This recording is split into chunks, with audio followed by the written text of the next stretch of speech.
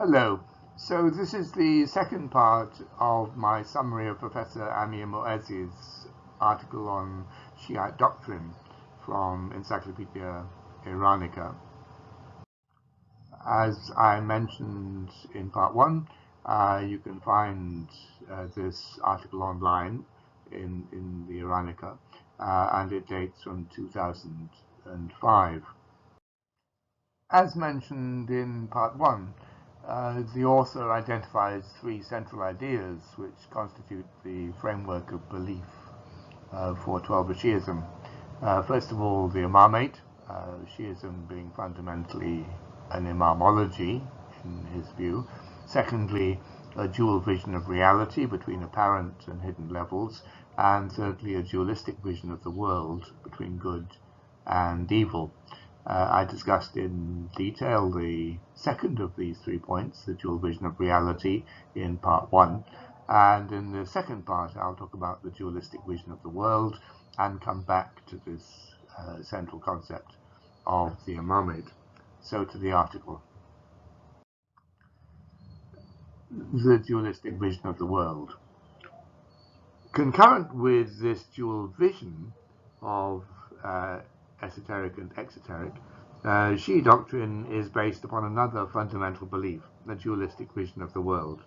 According to this, the history of creation is a story of a cosmic battle between the forces of good and evil, between light and darkness, and because of the vital role of initiation between knowledge and ignorance, good being knowledge and evil being ignorance.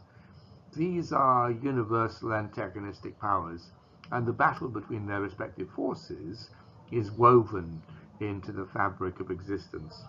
Thus, according to cosmological traditions, what marks creation ever since its origin is the battle between the armies of cosmic intelligence and those of cosmic ignorance, respectively symbols of the imam and his adepts on the one hand, and the enemy of the imam and his supporters on the other.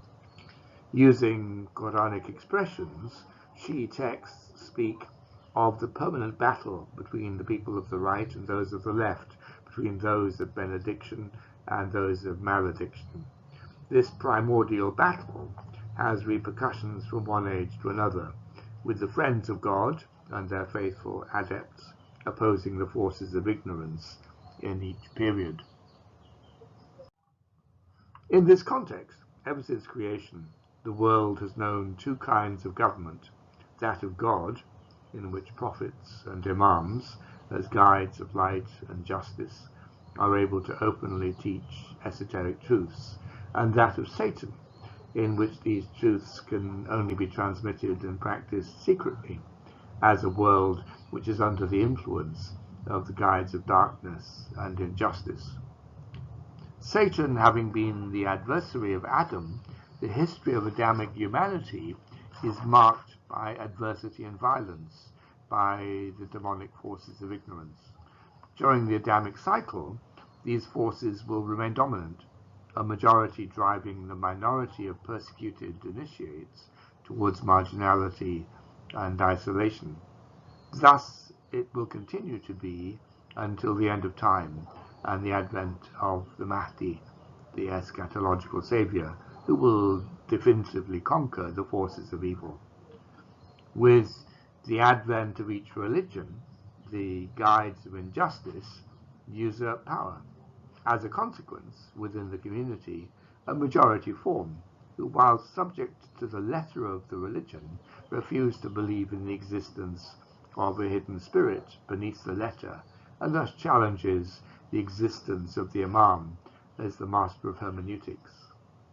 Manipulated by its guides of ignorance, this majority thus deprives religion of its most profound element, condemning itself to decadence and violence. These adversaries, the enemy of the imam and his supporters, are therefore not necessarily pagans or adepts of another religion. The Israelites that betrayed Moses by worshipping the golden calf were not non-Jews, and Muhammad's companions who rejected Ali's election were not non-Muslims. but rather in each case they were those who denied the esoteric dimension of religion by rejecting the authority of the initiated guide.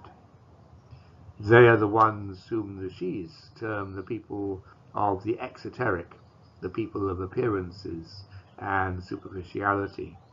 Those who are subject to the literal religion are Muslims who have gone astray. Although in reality history proves to be much more complex in terms of actual conduct, in strictly doctrinal terms, an initiated Shi'i will feel closer to a Jewish or Christian Shi'i, that is, one who is initiated into the esotericism of Judaism and Christianity, than a Muslim Sunni exotericist, considered from the outset as an adversary.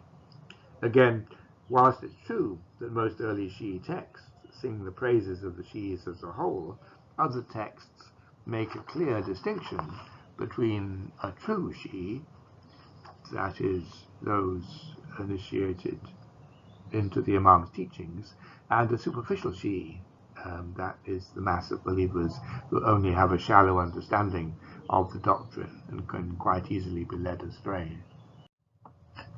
In the historical context of the fierce conflict between Sunnis and Shi'is, and given this dualistic vision of the world, two factors become critical: discretion and sincerity of intention. First, discretion. Indeed, in order to protect one's own life and security and those of one's imam and his companions, as well as the integrity of his doctrine, secrecy is a canonical obligation for the Shi'i. It is designated by terms such as taqiyya and ketman. Under the rule of Satan, which is the case for humanity today, revealing secret teachings not only arouses disbelief, but invites mockery, creates incomprehension, begets curses, and provokes violence.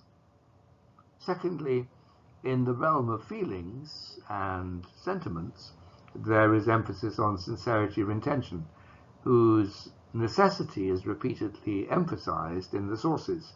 The faithful Shi'i is constantly called upon to cultivate unconditional love, loyalty at all costs, and willful submission towards the imam, that is, the attributes required from a disciple with respect to his master.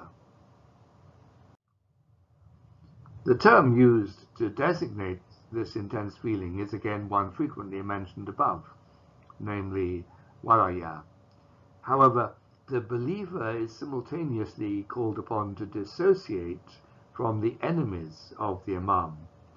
In a universe governed by war and its constraints, sacred alliance with the initiating guide and the knowledge he dispenses cannot be complete unless accompanied with sacred dissociation from those who seek only to destroy true knowledge and its bearers.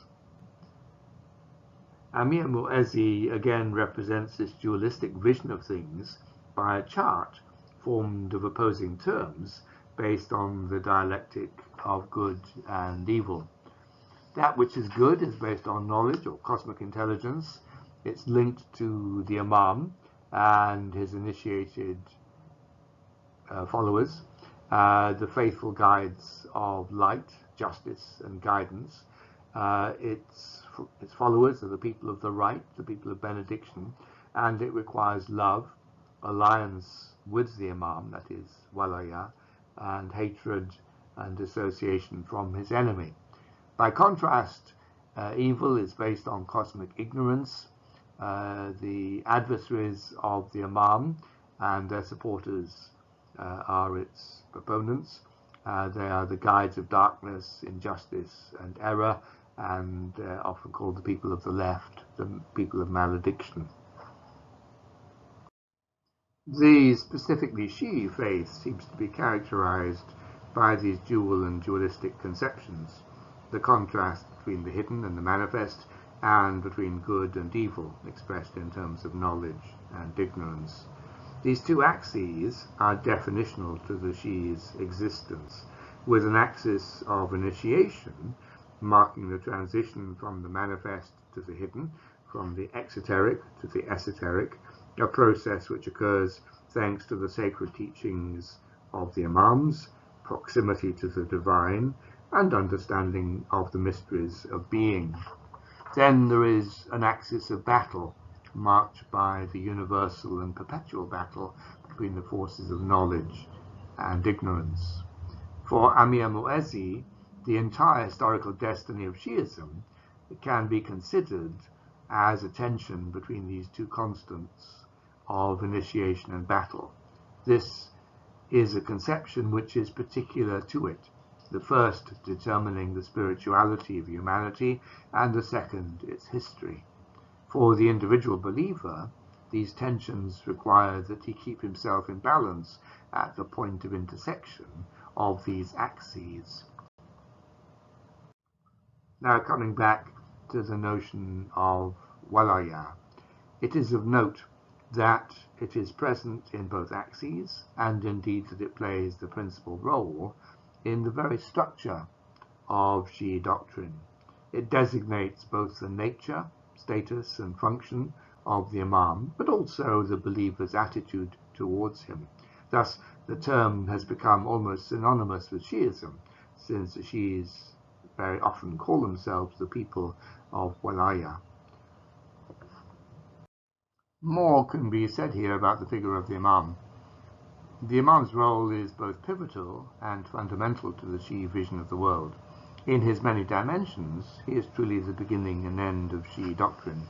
It is because of him, his very being and his knowledge, his transmission of secret truths, and his carrying the banner of knowledge and initiating others to follow suit, that the otherwise certain submergence of the cosmos into darkness is ultimately prevented.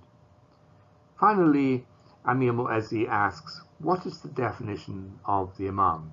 What are his special features? How does the corpus of sacred texts in Shi'ism, that is, the hadiths going back to the 14 impeccable ones, Muhammad, Fatima, and the 12 imams, represent him in the religious conscience of believers? Three definitions are discernible here, reflecting different levels of reality that incarnate the figure of the imam, illustrating the famous words attributed to the Imam Jafar as-Sadiq, according to which Shi'i doctrine consists of three levels: exoteric, esoteric, and the esoteric of the esoteric. In these terms, in his exoteric role, the imam functions as a religious scholar. He is the uncontestable master in religious matters, in the strict sense of the term.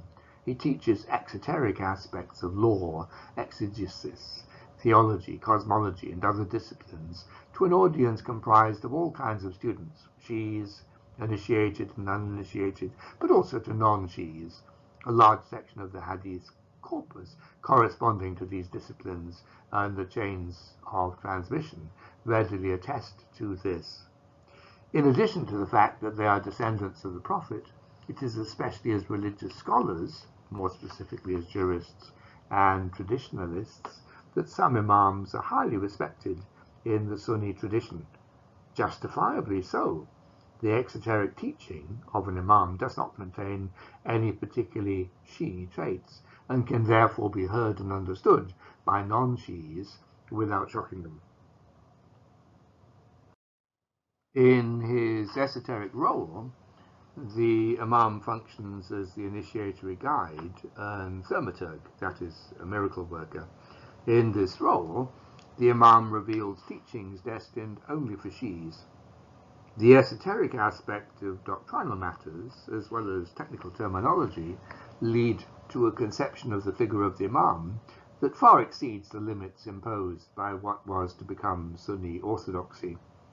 It is at this level that the texts relate that the conception and birth of the imam are miraculous, that he possesses a number of supernatural abilities since childhood, and especially that he is imam because he fulfills the two important functions of being the initiatory guide and a thaumaturg.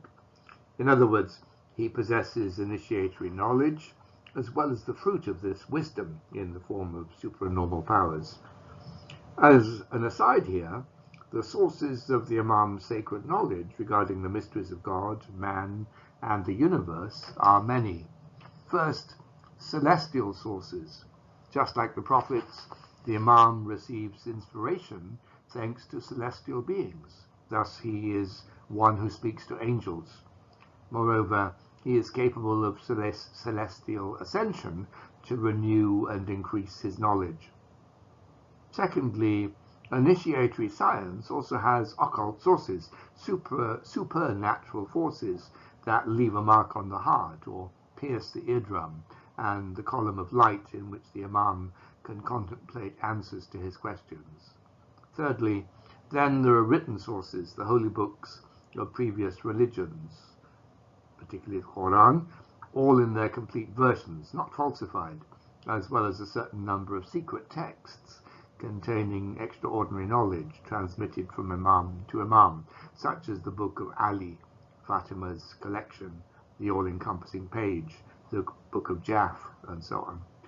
Finally, oral sources, that is to say, teachings received directly from one or more of the previous guides. As to the miraculous powers of the imam, these flow mainly from his knowledge.